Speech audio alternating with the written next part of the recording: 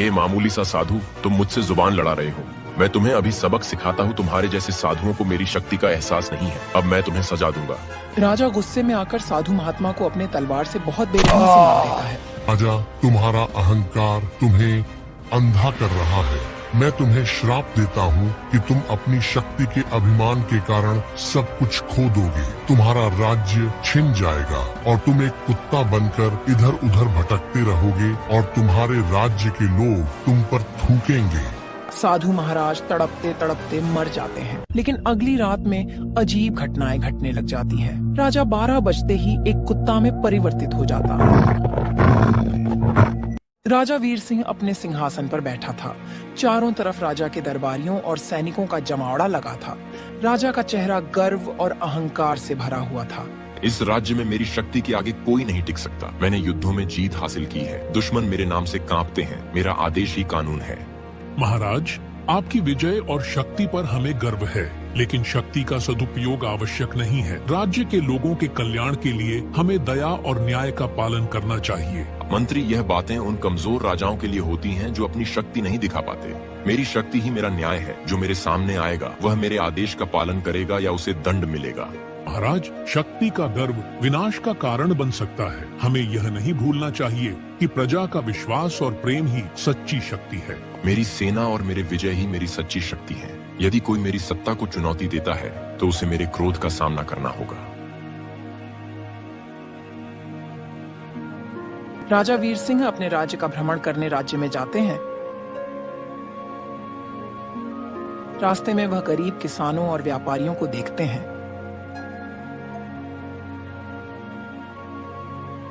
तभी एक किसान राजा के सामने झुककर विनम्रता से कहता है, महाराज, कृपया हमारी समस्या सुनिए। इस वर्ष सूखा पड़ने के कारण हमारी फसलें नष्ट हो गई हैं। हम पर कर का भार अधिक है। कृपया इसे कम कर दें। तुम लोग हमेशा समस्याओं का रोना रोते रहते हो। अगर तुम मेहनत नहीं कर सकते तो मेरा राज्य छोड़ दो। क्या कर रहे हो मेरे राज्य में? कर तो हर हाल में भरना ही होगा। महाराज, हम गरीब हैं। हम पर कृपा करें। इतना फसल नहीं हो पा रही है कि कर दे सके। अगर तुम कर नहीं दे सकते तो तुम्हारी जमीन तुमसे छीन ली जाएगी। तुम लोग मेरे राज्य में रहते हो और यहाँ मेरा आदेश ही मानना पड़ेगा।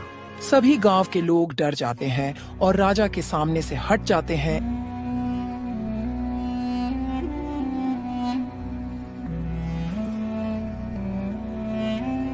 इधर रानी अंशु महल में अकेली बैठी चिंतित थी।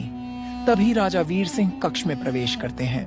महाराज, मैं आपसे एक बात कहनी चाहती हूँ। पिछले कुछ समय से मैं देख रही हूँ कि आप प्रजा की समस्याओं को अनदेखा कर रहे हैं, लेकिन यह शक्ति प्रजा के कल्याण के लिए होनी चाहिए। रानी, तुम्हें कुछ समझ नहीं आता क्या? प्रजा मेरी आज्ञा का पालन करने के लिए है। मुझे उनकी समस्याओं से कोई फर्क नहीं पड़ता। मैं राजा हूँ और मेरे आदेश से ही गरीब लोग कांपते हैं। महाराज, शक्ति और प्रेम का संतुलन होना चाहिए। केवल शक्ति से राज्य नहीं चलता। यदि प्रजा आपसे दूर हो जाएगी तो राज्य का क्या होगा? अहंकार विनाश का मार्ग है। आप इसे छोड़ दो। मुझे अहंकारी मत कहो रानी। मेरी शक्ति और विजय ही मेरा गौरव है। यदि कोई मेरे आदेश को चुनौती देगा तो उसे इसका परिणाम भुगतना पड़ेगा।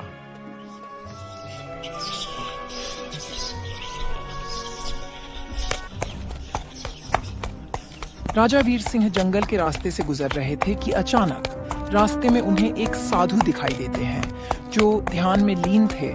राजा अपनी सेना के साथ साधु के पास पहुंचते हैं। यह कौन साधु यहाँ बैठा हुआ है? यह जंगल मेरे राज्य का हिस्सा है और यहाँ कोई मेरी अनुमति के बिना नहीं ठहर सकता। उठो और यहाँ से चले जाओ। राजा, यह जंगल सबका है। यह प्रकृति की देन है। यहाँ कोई भी बैठ सकता है। यहाँ किसी की अनुमति की आवश्यकता नहीं है। मैं यहाँ तपस्या कर रहा हूँ। मेरे राज्य में मेरा आदेश का पालन करना होगा। अगर तुमने मेरी आज्ञा का पालन नहीं किया तो तुम्हें इसका परिणाम भुगतना पड़ेगा। राजा, अहंकार में मत बहको। शक्ति का सही उपयोग करोगे तो तुम्हारा कल्याण होगा, अन्यथा यह अहंकार तुम्हें विनाश की ओर ले जाएगा। हे मामूली सा साधु, तुम मुझसे जुबान लड़ा रहे हो। मैं तुम्हें अभी सबक सिखाता हूँ। तुम्हारे जैसे साधुओं को मेरी शक्ति का एहसास नहीं है। अब मैं तुम्हें सजा दूंगा। राजा गुस्से में आकर साधु महात्मा को अपने तलवार से बहुत बेरहमी से मार देता है।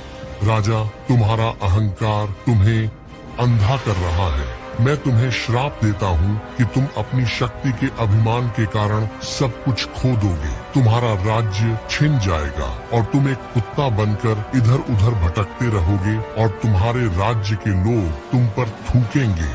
साधु महाराज तड़पते तड़पते मर जाते हैं और अचानक वातावरण में अजीब सी शांति फैल जाती है। राजा वीर सिंह साधु के श्राप को हंस कर टाल देता है, लेकिन अगली रात में अजीब घटनाएं घटने लग जाती हैं। राजा 12 बजते ही एक कुत्ता में परिवर्तित हो जाता। राजमहल से निकलते टाइम सैनिक उसे भगाने जाता है।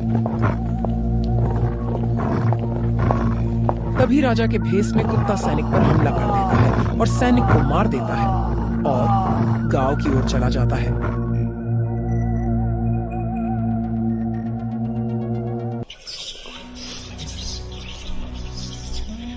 अगली सुबह सभी लोग राजा को ना देखकर बहुत चिंतित हुए।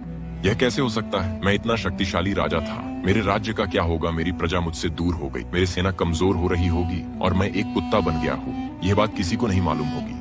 अब मैं कैसे अपने रानी को बताऊं? महारानी साहिबा कुछ समझ नहीं आ रहा कि राजा साहब रात को ही गायब हो गए और महल दरवाजे पर एक सैनिक की लाश भी मिली है। मंत्री जी, आप यह क्या कह रहे हैं? ये हमारे राज्य को क्या हो रहा है? राजा साहब का पता नहीं है और हमारा एक सैनिक भी मारा गया। ये सब ठीक नहीं है। जल्दी से सैनिकों को और कुछ गांव वालों को लेकर जंगल जाओ और पता करो कि राजा साहब को कौन बंदी बना लिया है।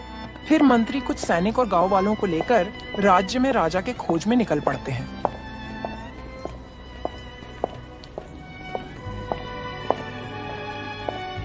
सुन रही हो किशन की मम्मी, राजा साहब आज रात से ही गायब हैं और उनका एक सेनापति भी मारा गया। पता नहीं सब क्या हो रहा है। सेनापति और कुछ गांव के लोग राजा को खोजने गए हैं। हाँ जी, क्या होगा? मगर राजा भी तो बहुत अहंकारी था। होगा कोई दुश्मन जो राजा को बंदी बना लिया होगा। हर जगह अहंकार दिखाना अच्छा नहीं होता है। गरीबों को सताना नहीं चाहिए, लेकिन वह अहंकारी राजा क्यों समझे? हाँ सुनीता, तुम सही कह रही हो। इतना अत्याचार ठीक नहीं होता। सब उनके कर्मों का फल मिल रहा है। इसी तरह सारे गांव में हाहाकार मचा रहता है। फिर रात हो जाती है। रात होते ही राजा को भूख लग जाती है। अरे ये मुझे कितना जोर भूख लग गया। मेरी शरीर बिल्कुल गवाही नहीं दे रही है। मुझे बहुत जल्दी खाना ढूंढना पड़ेगा। क्यों ना मैं गांव में जाकर खाना की तलाश करता हूँ, नहीं तो मैं ऐसे तो भूखा ही मर जाऊंगा। और राजा भूख के मारे तड़पने लगता है और खाना की तलाश में गांव में जाता है।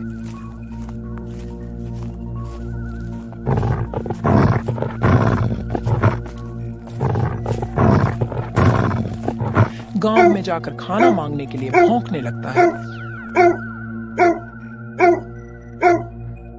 यह सब गांव के लोग देखकर बहुत डर जाते हैं। अरे ये कुत्ता कहाँ से आ गया? ये तो दिखने में कितना डरावना लग रहा है। राजू के पापा, भगाओ भगाओ। पता नहीं कहाँ से जंगली कुत्ता आ गया है। कोई भी खाना नहीं देता है और उसे मारकर भगा देते हैं।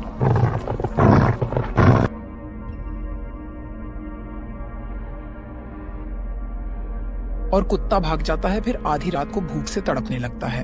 अरे ये क्या हो रहा है? मेरे को भूख के मारे मुझसे रहा नहीं जा रहा। अब मैं क्या करूं? मेरी शक्ति घटती जा रही है और क्रोध बढ़ता जा रहा है। लगता है मुझे किसी का शिकार करना पड़ेगा। वह कुत्ता गुस्से से गांव में जाता है।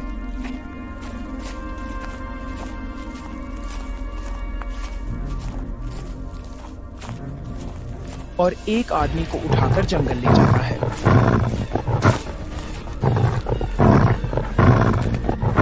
और मारकर खाने लगता है। खाने के बाद उसका भूख शांत हो जाता है। फिर अगली सुबह गांव में हाहाकार मच जाता है। सभी लोग चिंतित हो जाते हैं। अरे भाई, आज रात से सुजीत गांव से गायब है। पता नहीं कहाँ चला गया है। उसकी पत्नी उसे सुबह से ही खोज खोज के परेशान हो गई, लेकिन वह नहीं मिला। पूरे गांव में सन्नाटा मचा हुआ है। हाँ भाई, मुझे तो बहुत डर लग रहा है। पता नहीं हमारे गांव वालों को क्या हो गया। पहले हमारे राजा साहब गायब हो गए, अब ये सुजीत गायब हो गया। पता नहीं क्या होने वाला है हमारे गांव में। इसी तरह सारे गांव के लोग चिंतित पड़े थे। और इधर सैनिक और गांव के कुछ लोग जंगल में राजा को ढूंढ ढूंढ के परेशान हो गए, लेकिन राजा का पता नहीं लगा है। फिर अगली रात को कुत्ता सोचता है, यह तो मुझसे बहुत बड़ा अनर्थ हो गया। मैं साधु को मार दिया और उसके श्राप से मैं एक कुत्ता बन गया और मेरे हाथों से मेरे ही प्रजा की हत्या हो जा रही है।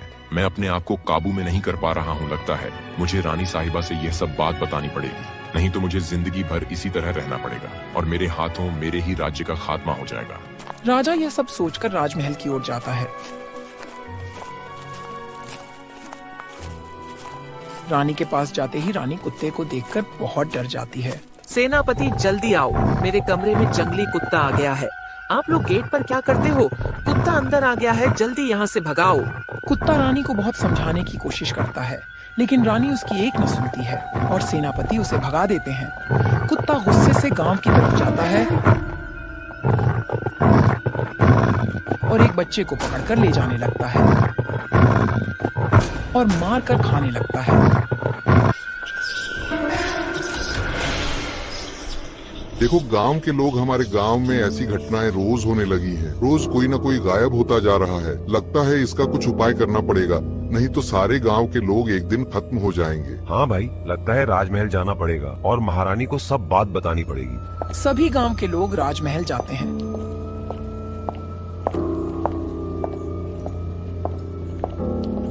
इधर सेनापति जंगल में राजा को खोजते खोजते परेशान हो जाते हैं और वापस राजमहल लौट आते हैं। इधर गांव के लोग रानी को सारी बात बताते हैं। महारानी जी, राजा साहब जब से गायब हुए हैं तब से पूरे राज्य में दहशत फैल गया है। हर रोज कोई ना कोई गांव वाला गायब हो रहा है। इसका उपाय जल्द से करना पड़ेगा, नहीं तो पूरा राज्य खत्म हो जाएगा। रानी ये बात सुनकर बहुत चिंतित हुई और बोली, देखो, गांव के लोग लगता है कि राज्य पर कोई बुरी साया मंडरा रहा है। मुझे मेरे पिता ने एक ऋषि के बारे में बताए थे। क्यों ना हम लोग उन्हीं के पास जाएं और उन्हीं से कुछ उपाय पूछते हैं। हाँ रानी साहिबा, चलिए उन्हीं के पास चला जाए, वही कुछ उपाय बताएंगे। रानी और गांव के कुछ लोग ऋषि महाराज के पास जाते हैं।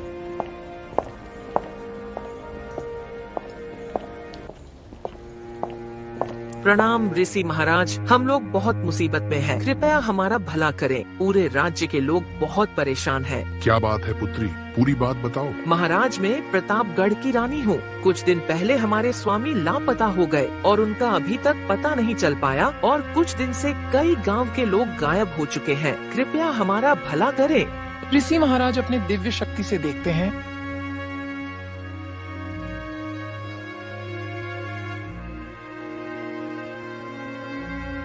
और गुस्से से बोलते हैं, हे दुष्ट राजा की दुष्ट रानी, तुम यहाँ भलाई के लिए आई हो। आज तक तुमने किसी का भला नहीं किया, तो तुम्हारा भला कौन करेगा? तुम यहाँ से चली जाओ। महाराज, आप इतना क्रोध में क्यों बोल रहे हैं? हमसे कोई भूल हो गई क्या?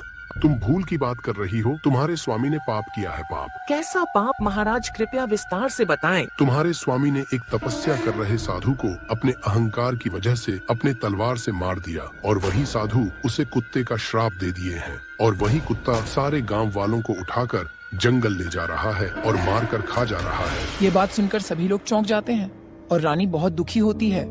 महाराज, जो कुछ हुआ उससे मैं बहुत दुखी हूँ, लेकिन श्राप का कुछ उपाय बता दीजिए, नहीं तो पूरे राज्य के लोग खत्म हो जाएंगे। इसका उपाय कोई नहीं है रानी साहिबा, और राजा अपने कर्मों का फल भुगत रहा है। जैसा किया था वैसा उसे सजा मिली है। लेकिन महाराज, एक राजा की वजह से उसकी प्रजा को सजा क्यों मिल रही है? अगर आपने श्राप की मुक्ति का रास्ता नहीं बताया तो मैं यही सर पटक पटक कर मर जाऊंगी। ऋषि को रानी पर और गांव वालों पर दया आ जाती है। देखो महारानी, जंगल में आपके राजा कुत्ता बनकर इधर उधर भटक रहे हैं। आप उनको किसी तरह यहाँ लाइए कि मैं उनको सही कर पाऊँ। और सभी लोग ऋषि महाराज की बात मानकर उस कुत्ते को पकड़ने चले जाते हैं। कुत्ते को पकड़कर ऋषि महाराज के पास ले जाते हैं। ऋषि महाराज के पास जाते ही कुत्ता बोलने लगता है, ऋषि महाराज, मैंने गलती की है। मैंने अपनी शक्ति का गलत उपयोग किया। अब मैं क्या करूं? हे महात्मा, मुझे माफ करें। मैंने अपने अहंकार में आके साधु की बात नहीं मानी। मैंने साधु की बातों को नजरअंदाज किया। अब मुझे अपनी गलतियों का एहसास हो गया है। राजा वीर सिंह के आंखों से पश्चाताप के आंसू बह रहे थे। ऋषि गंभीर और शांत भाव से उसे देख रहे थे। हे महात्मा, मेरी अहंकार की आंखें इतनी अंधी हो गई थीं कि मैंने अपनी प्रजा, अपने राज्य और अपनी जिम्मेदारियों को भुला दिया। मैंने केवल अपनी शक्ति पर ध्यान दिया और अपनी प्रजा की समस्याओं को अनदेखा कर दिया।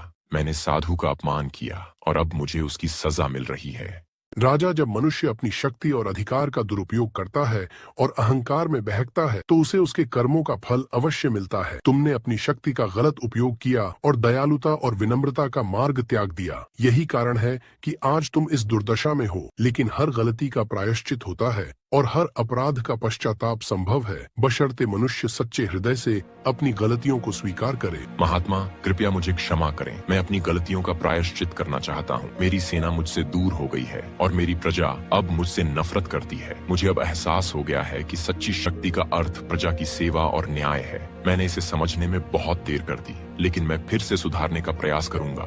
ऋषि महाराज अपनी आंखें बंद कर कुछ समय के लिए ध्यान में लीन हो जाते हैं और राजा को अपने शक्ति से पहले की तरह कर देते हैं। जब वह अपनी आंखें खोलते हैं तो उनके चेहरे पर शांति का आभास होता है। वह राजा वीर सिंह की ओर देखते हैं। राजा साहब, हर गलती का प्रायश्चित संभव है। तुम्हारी आंखें अब खुल गई हैं और तुमने अपनी गलती का एहसास कर लिया है। मैं तुम्हें क्षमा करता हूँ, लेकिन यह याद रखना कि सच्ची शक्ति का मतलब केवल युद्ध में विजय नहीं है, बल्कि अपने लोगों के दिलों को जीतना भी है। जो राजा अपने राज्य की प्रजा से प्रेम और सम्मान नहीं करता, उसे राजा कहलाने का अधिकारी नहीं होता। अब जाओ और अपने राज्य में लौटकर प्रजा की सेवा करो। तुम्हारा अहंकार ही तुम्हारी सबसे बड़ी कमजोरी थी। महात्मा, आपकी बातें मेरे लिए दीपक की तरह हैं, जो अंधकार में मुझे मार्ग दिखा रही हैं। मैं वचन देता हूँ कि अब से मैं अपनी शक्ति का दुरुपयोग नहीं करूंगा और हमेशा प्रजा की सेवा में समर्पित रहूंगा। राजा वीर सिंह ऋषि का आशीर्वाद लेकर अपने राज्य की ओर लौटता है।